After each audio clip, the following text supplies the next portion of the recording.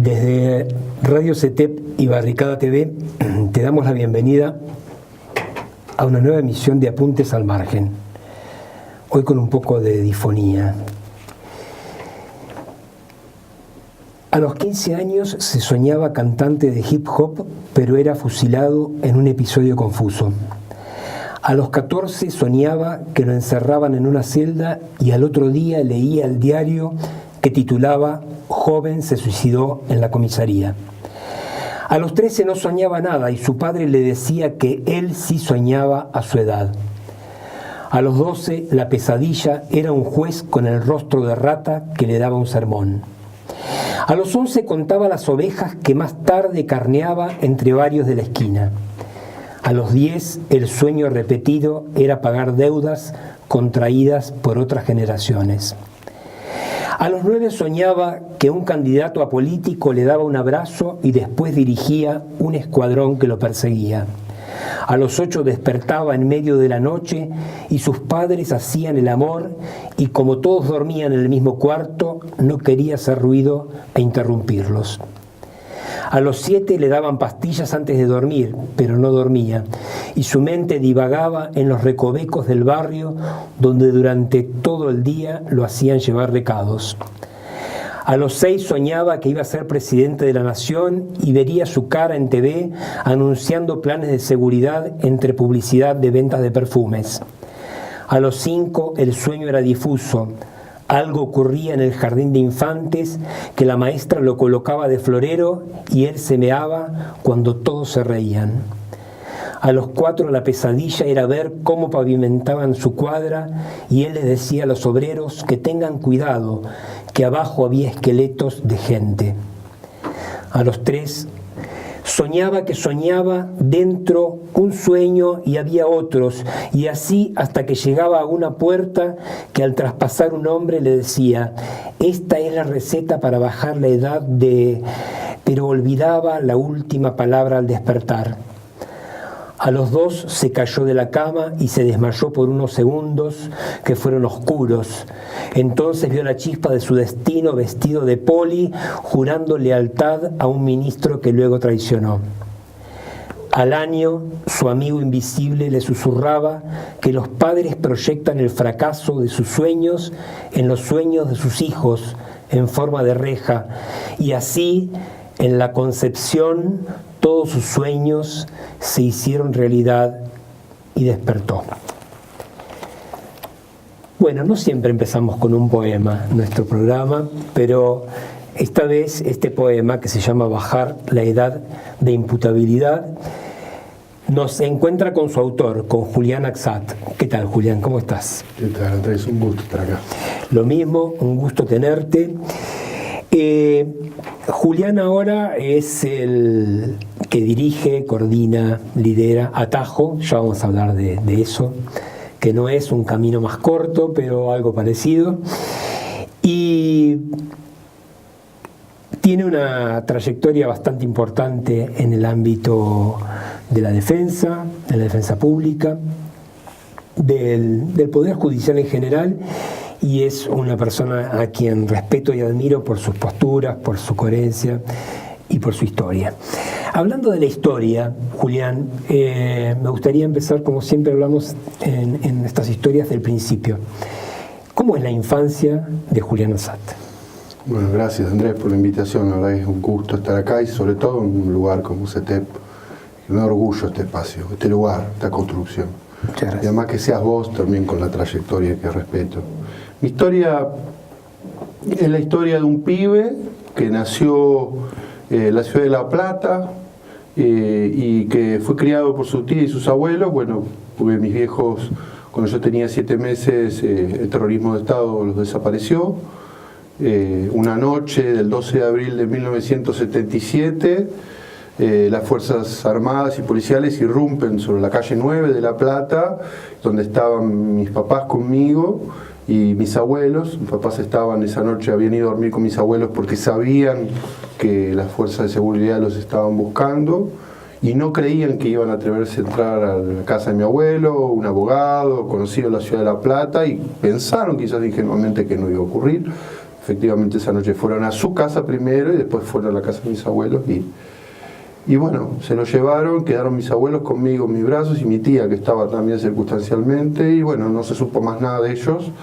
Sí que estuvieron en el centro clandestino de detención conocido como La Cacha, que funcionaba dentro del perímetro de la cárcel de Olmos y que fueron vistos por algunos sobrevivientes hasta agosto de 77, luego no se supo más nada de ellos.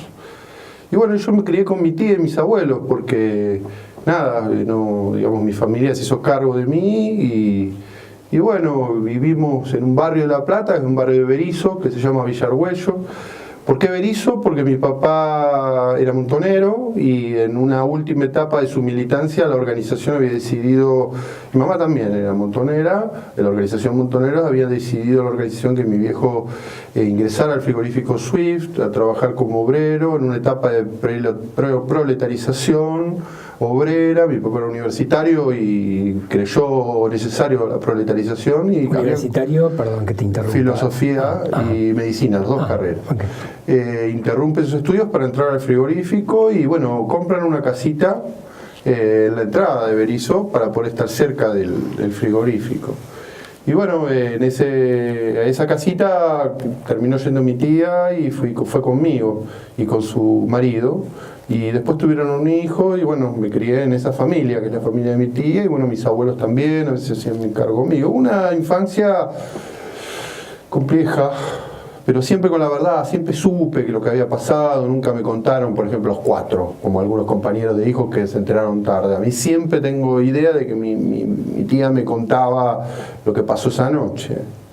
Y bien, qué sé yo, fue dura mi infancia, como la de todos los compañeros de hijos en otros contextos que nos fuimos desandando de lo que ocurrió en dictadura. Y en democracia nos costó a todos crecer en lugares donde se silenciaba, no se hablaba. Mi familia en eso, por momentos era bastante silenciosa, pero por momentos contaba. En eso tuve más suerte que otros compañeros que no tuvieron una familia quizás así, pero bueno, contenedora. Mi abuelo te decía era abogado, era un tipo que empezó a participar de la PDH, era un viejo civilista que de derechos humanos nada, pero de a poco como vio que su hijo no aparecía, él creyó que lo habían detenido en una comisaría. Un tipo bastante conservador del derecho civil, un tipo de abogado de estudio. Y un día se vio inmerso con la PDH, con Jaime Glusman. ¿Él sabía, digamos, era consciente de la actividad de tus padres? Mi padre estaba enfrentado a mi abuelo un poco, por esa mirada. Mi abuelo era radical, una mirada muy gorila, y era un enfrentamiento generacional con su padre también, que siempre había tenido una mirada gorila, era radical, y mi viejo se sumía peronista, montonero y obrero en su última etapa, por lo tanto se plantaba era gravísimo, ¿no? Un abogado burgués como su padre, que lo único que le importaba era el código de Vélez Arfiel, y que te lo comentaba con sus comentarios al pie. Y era un enfrentamiento también sobre el pensamiento y ese legado. Pero él había elegido la medicina de todos modos. Pero bueno, yo me crié un poco en el estudio de mi abuelo. Mi abuelo me llevaba al estudio y terminé estudiando Derecho por mi abuelo, porque él, en su mirada... Mi abuelo entendió el derecho de viejo. Él, cuando desaparece su hijo, el primer habeas corpus de su vida lo hizo para salvar a su hijo. En eso él tuvo que aprender, mi abuelo de grande me lo contó, yo aprendí Derecho por primera vez con el habeas corpus que interpuso por tu padre, porque era como que había estado dormido. Como viejo abogado civilista había estado dormido durante toda su vida. La vida le pegó una cachetada. Claro. Y armaron la PDH con Alconada, con Jaime Glusman. En ese entonces la PDH La Plata fue una de las primeras APH de la red de APH que se armaron en el país. Julián, muchas veces cuando se habla de hijos desaparecidos se habla de